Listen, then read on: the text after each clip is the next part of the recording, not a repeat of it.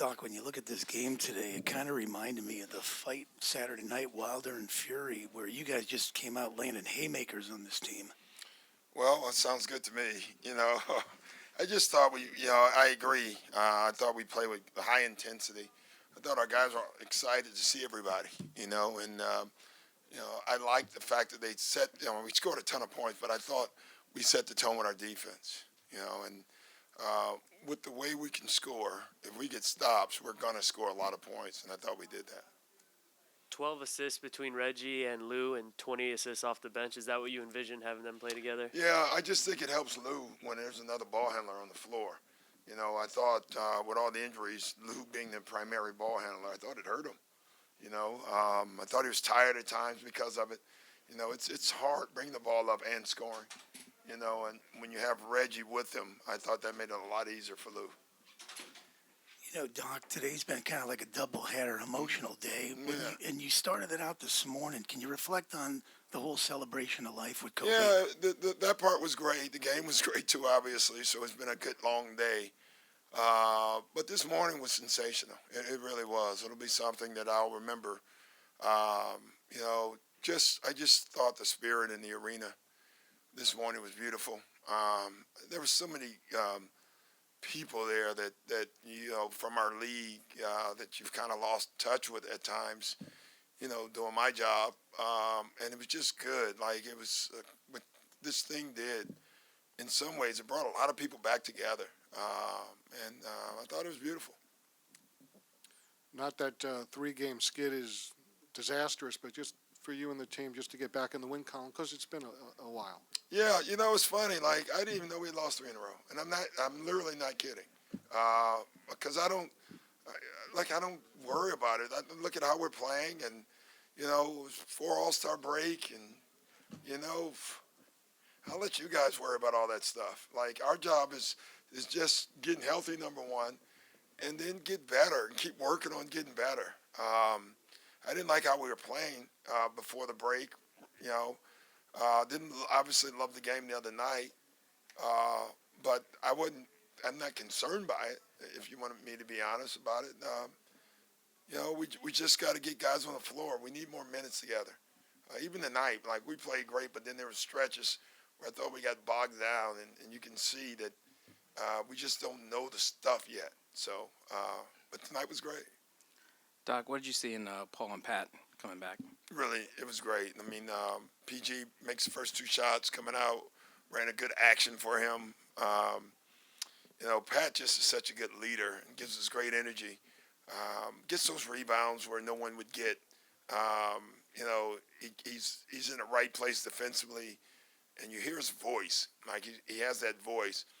And whenever we can get PG and Kawhi on the weak side of our defense, and teams try to make passes, I mean those are impossible passes. You're not passing over those 2 guys.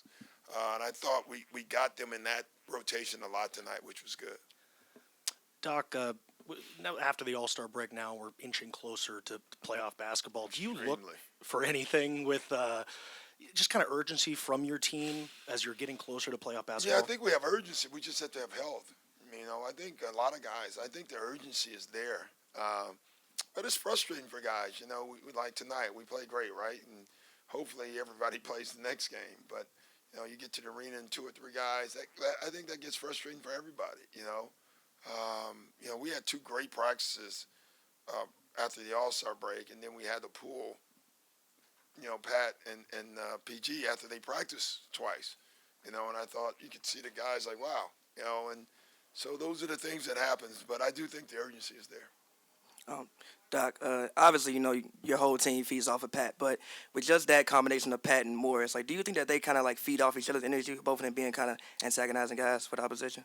They are that's for sure. I like the word instigator. I think it's a little softer, but I don't know if our other guys feed off. I thought one of our defensive leaders at the beginning of the game was Kawhi. We put Kawhi on Morant to start the game.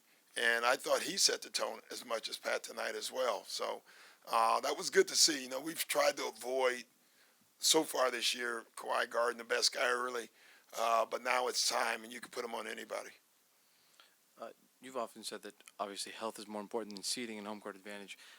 Seeing as how Paul and Pat's injuries are both re-aggravations, is there maybe a need to be more careful with them these coming weeks? Yeah, I guess so, man. I honestly, I just do what they tell me as far as the minutes. And, you know, you definitely have to have health, number one. Seeding is important, too, though. Like, if we can get to 1 or 2, it'd be great. But if you told me we can get that and one of those guys would be injured, I would take another seat. I think that's more what I'm saying. And but we definitely have to be careful because both of those are they're strain injuries. They're not, you know. So it's not me. It's more listening to the minutes that they tell us we can play, guys. You know, Paul wanted to go back in because he wanted to get up to his minutes because conditioning is a concern with him.